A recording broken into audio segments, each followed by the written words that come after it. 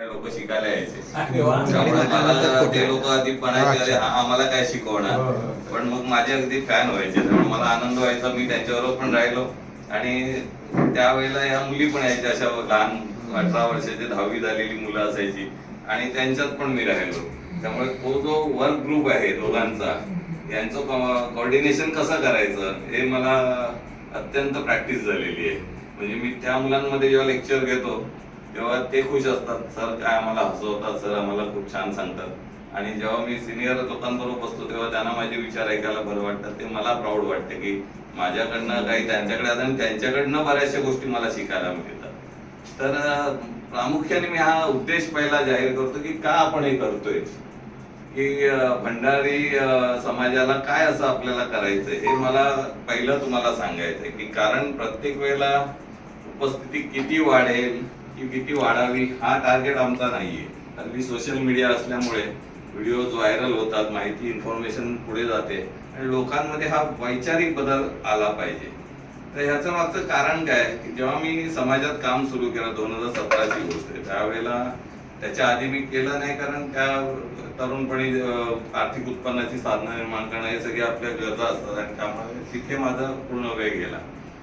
ज्या वेळेला मी थोडा व्यावसायिक सगळ्या जबाबदाऱ्यांचा मोकळा झालो तेव्हा मी ठरवलं की आपण आता पूर्ण वेळ राजकारण आणि समाजकारण याच्यामध्ये आवडीचं काम आहे ते आपण करूया. जे तरुणपणी मला आवड होती ती मी त्या वयात स्टार्ट केली आणि मी सुरुवात अगदी योगायोगाने भंडारी समाजाचा एका बैठकीला मी गेलो आणि तिथे माझ्या ओळखी झाल्या सामाजिक सगळ्या लोकांशी. पुन्हा एकदा ते त्यांच्याशी चर्चासत्र झालं आणि त्यातनं आपण बऱ्याचशा ऍक्टिव्हिटी मध्ये गेलो त्यांच्यासोबत काम करायला आणि त्यांना घेऊन आपण ते काम सुरू पण केलं आणि बऱ्याचशा अभ्यास पण केला की काय करावं लागेल आपल्याला समाजात.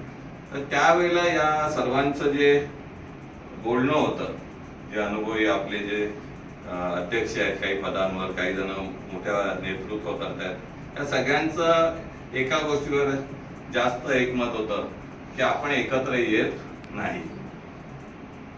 आणि त्याचं महत्वाचं कारण असं होतं की प्रत्येकात काहीतरी इगोज आहे, असं एक आपल्याकडे वातावरण निर्मिती केली गेली किंवा झाली असेल कदाचित.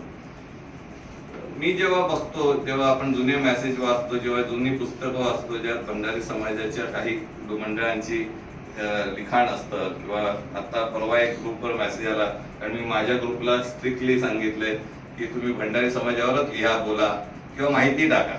आता माहिती टाकणं म्हणजे काय, तर आपण कुठेही राहत असतो तिथे आपल्या समाजातले आपले नातेवाईक, कोणाचा तरी मुलगा काहीतरी करतोय किंवा हे आता JCI सांभाळतात, तर JCI मध्ये काय आहे तर यांना ते कल्पना आहे.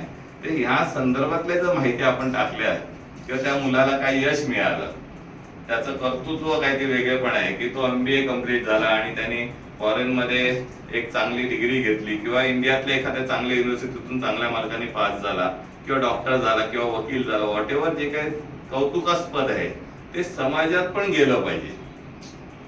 तर त्या दृष्टीने आम्ही तो ग्रुपवर त्यांना अटी टाकतोय की सारखं सावध करतोय की गुड मॉर्निंग, गुड आफ्टरनून काढून टाका आणि समाजाच्या इन्फॉर्मेशन टाका. समाजात घडणारी कोणाचीही असू दे, तुमच्या नात्यातली असू दे किंवा तुमच्या ऐकिवातल्या नात्यातली असू दे, तुमच्या गावातल्या एखाद्या भंडारी समाजातल्या कोणाचं तरी काहीतरी असू दे, लग्न झालं तरी टाका. म्हणजे आमच्यापर्यंत त्या बातम्या येतील आणि त्यातल्या ज्या काही चांगल्या इन्स्पिरेशन गोष्टी आहेत त्याचं कौतुक करण्यासाठी आम्ही त्यांना या अशा मंचावर बोलवू. कारण आपल्याकडे बरेच वक्ते असू शकतात. आता आम्ही जे ओळखतोय त्यांना आम्ही सुरुवात केली, पण गेल्या आमच्या इन्व्हिटेशन मधून आम्हाला मात्रे भेटले. म्हणजे हे जर 2 माणसं आपल्याकडे आली तर पुढच्या वेळेला आपण त्यांना पुन्हा बोलवू शकतो आणि त्यांना हा प्लॅटफॉर्म मिळू शकतो.